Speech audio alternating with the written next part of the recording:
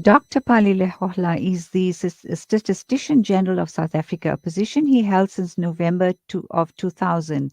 He is the chair of Africa's Symposium for Statistical Development, a country-led initiative established in 2006, and the aim of which is to put statistical evidence at the center of policy in Africa. From 2005 to 2010, he served in a variety of portfolios. He was chair of the United Nations Statistics Commission, chair of Statistics Commission Africa, and also chair of Paris 21, a global partnership for statistical development in the 21st century. He is also the chair for the subgroup of harmonization of statistics in Africa. He has served as an advisor to in conflict, post conflict, and fragile political environments. In this regard, he was chief advisor to the Monitoring and Evaluation Committee of the 2008 Population and Housing Census of Sudan, which was part of the Comprehensive Peace Agreement signed in 2005. He served as a UN envoy to the census of Cambodia in 1998. He undertook a population census readiness mission in Afghanistan in 2008 and another in Iraq in 2009. He is vice president of the International Statistics Institution and led the hosting of the 57th session of the ISI held in Durban, South Africa in 2009. Under his leadership, he has established partnerships with universities in South Africa in advancing tuition of statistical training, research, and applications in state planning. Of note is the establishment of the Center for Regional and Urban Innovation and Statistical Exploration at the University of Stellenbosch under the auspices of the Africa Census Analysis Project. He initiated a series of publications on the demography of South Africa as primary tuition material for higher learning and advancing Pan-African scholarships. The first book towards achieving this objective on the South African series was published in 2005. He obtained his degree from the National University of Lesotho with double major in statistics and economics, undertook postgrad studies in demography from the United Nations Regional Institution for Population Studies at the University of Ghana, and senior executive program jointly awarded by Wits and Harvard universities in December 2005. His alma mater, the University of Ghana, recognized his contribution in statistics and honored him with the University of Stellenbosch, conferred on Pali Lehohla in honorary doctorate for his extensive contribution in global affairs. Now, I chose to read out the full introduction and a brief bio of our very special guest, Dr. Pali, so that we understand the level of why he's made this statement on next year's elections being postponed in South Africa. Welcome to the program, Dr. Pali Lehohla. Good morning. Thank you for reading that, although it's a bit outdated because I'm no longer statistician general. I'm former Right, statistician general. right. I got off that position in 2017, and all those other titles of chair of UN Statistics Commission are in the past. I'm not chairing that. I'm no longer vice president of ISI, but those are things I had in the past. Thank Yes. you very much, nonetheless. Yeah, I no, I think make that thanks, correction. thanks, Yes. thank you for correcting me. I think Google has to update their information, but nonetheless, it was important for us to know historically, what role you've played because it gives us it gives us the value of what it is that you're just suggesting for South Africans for the 2024 national elections.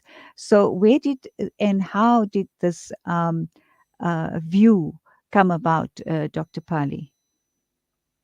I doubt if I hold monopoly of that view. It has been expressed in different ways in a number of circles, one of which is the Dragon's dialogue, and the other by the Easter Faith mission of they were not categoric in terms of saying postpone the election.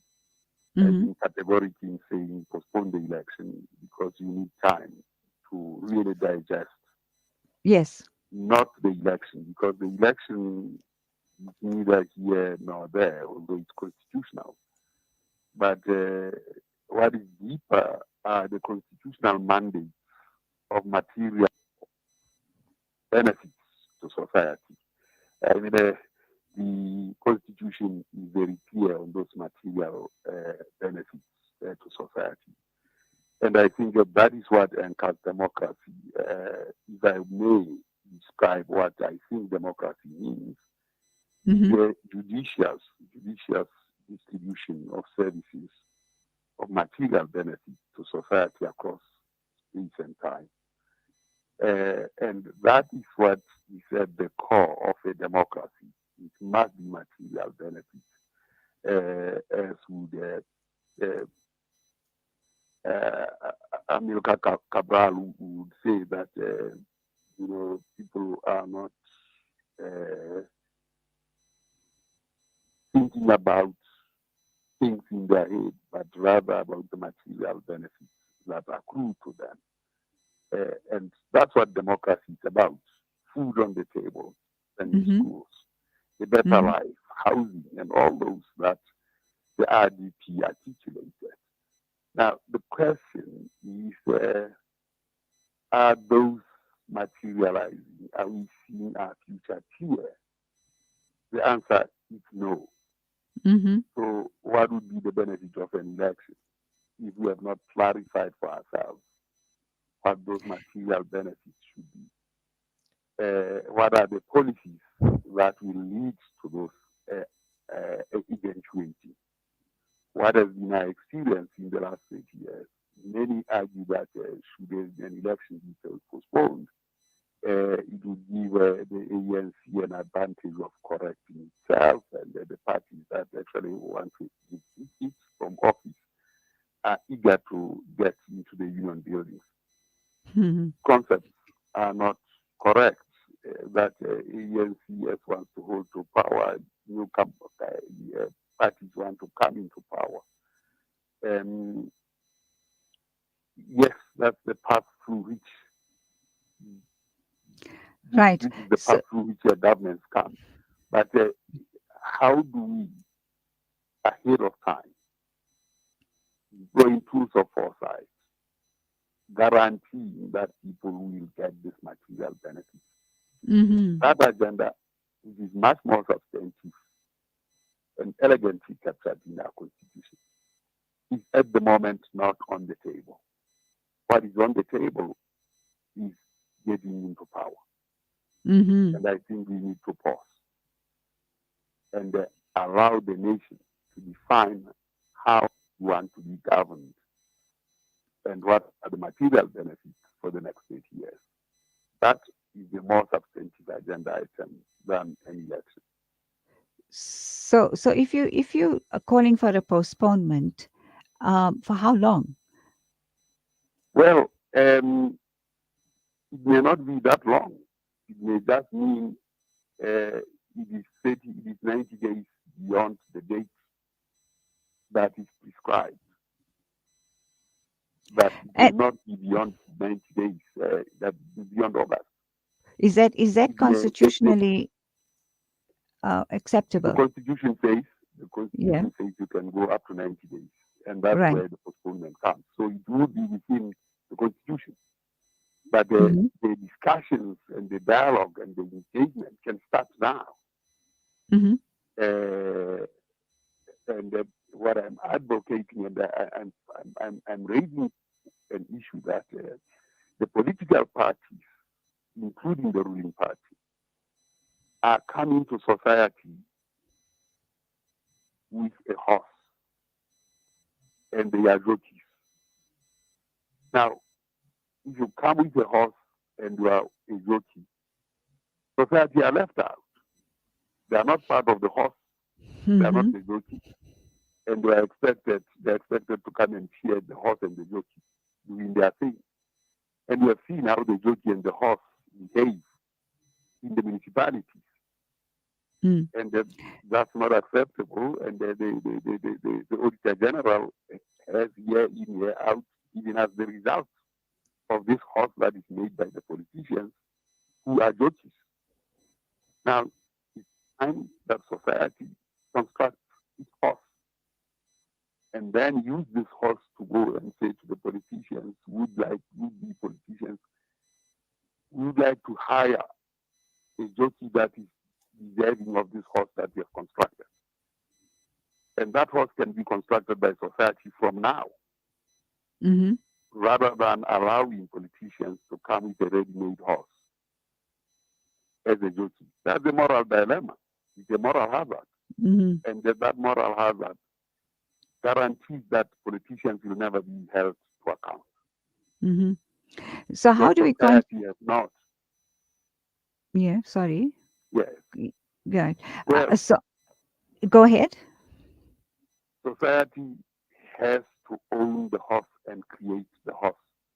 It Mm-hmm. shouldn't be created by politicians by way of political manifestos.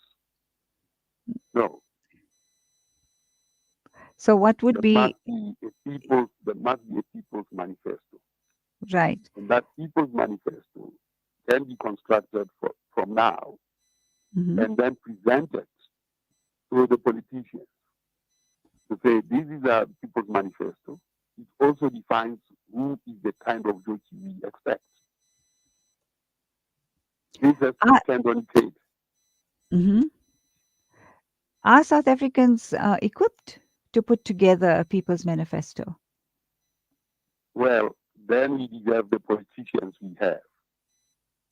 If Mm-hmm. we are not equipped, it means we are surrendering our God-given brains to someone else who comes probably with a pig in the bag and sells Mm-hmm. it to us. So Mm-hmm. it is very, very important that this we understand that for change to happen, radical change to happen, require a people's manifesto.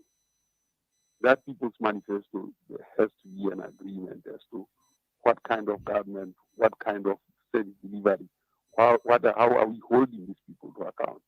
Right. If they come with their own manifesto and they are also the jockey, now you have a politician who is a policeman, a judge, and jury all at the same time, prosecutor and everything. Mm-hmm. And the society is an onlooker to cheer the jockey that rides the horse. Mm-hmm. So, There's already a sense of huge disappointment from South Africans on where the country is headed, especially with, like you mentioned, basic human rights, education, healthcare. Now we have the crisis of power, electricity, municipalities failing all over. How do we educate? Let's just assume that the postponement does not happen. How do we educate voters on making a decision without being um, caught up in that political, agenda that each party would have, and who to trust and how to go about making the right decision? Because there's certainly one a sense we're getting from what people are saying about the governing party at the moment. When you listen to other radio stations and comments from people, there is that coming across quite strongly. well, I mean, we have seen coalitions in municipalities. So this is not the disease of the governing party. It's a disease of all political, Hmm. as we have seen in coalitions and the kind of service delivery problems where the parties actually exchange favors. So we have Right, a wrong model, and this model is going to be there at the national level. Not that the municipalities are more deserving of that right. performance than the national government, but we are saying that that performance has to be stopped in its tracks right away, and it can only be stopped in its tracks if the nation comes with a manifesto, people's manifesto. And that people's manifesto means engaging the entirety of society to say what their manifesto is. And Mm. then that manifesto becomes one against which politicians can contest. Mm-hmm. they can come and contest and say, we see the People's Manifesto, and we as politicians, we believe that we are the best suited to ride the horse. Mm-hmm. Mm-hmm. So that will dissolve the moral dilemma of having the jockey determining a horse as well. Because that's what we are left with at the moment as we rush to the election. Right. Is a political party that also says we know how best we can serve you as a people. And you can see that they come with different horses.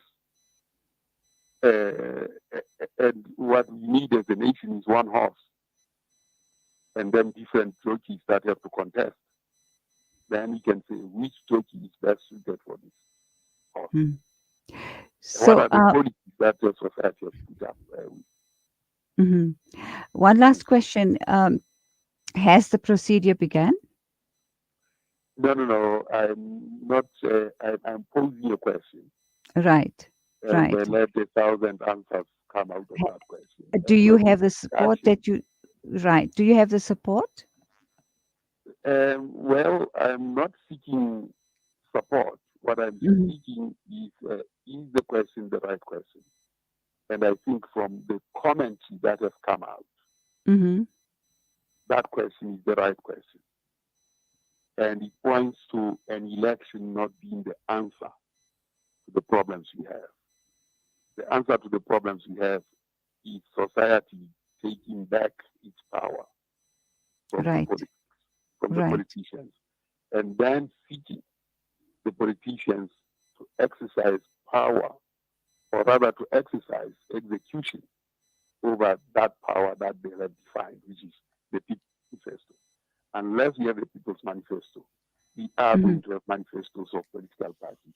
And what we have seen from the coalition government and all over the show, this problem will never be solved. So Right. it may take longer, but it may not take longer if we start now by constructing that horse and having a People's Manifesto. Right. Well, we will be following the story quite closely. It's very, very important. And thank you very much, Dr. Pali Lehohla, for your time this morning. Thank you very much. Thanks a lot. Thank you. And I just want to quickly read out a comment that was came through on that interview. It's by a person that calls himself strictly South African. The constitution of our beloved South Africa is undermined daylight. It's not safe under the rule of the ANC. Well, let's see what happens. We will be following the story quite closely, like we said, and of course, keep you updated on the run up to the elections 2024. Coming up next is Alim Dowd Foundation's Abed Bay Karim. We speak about their role at the devastating floods in Ladysmith.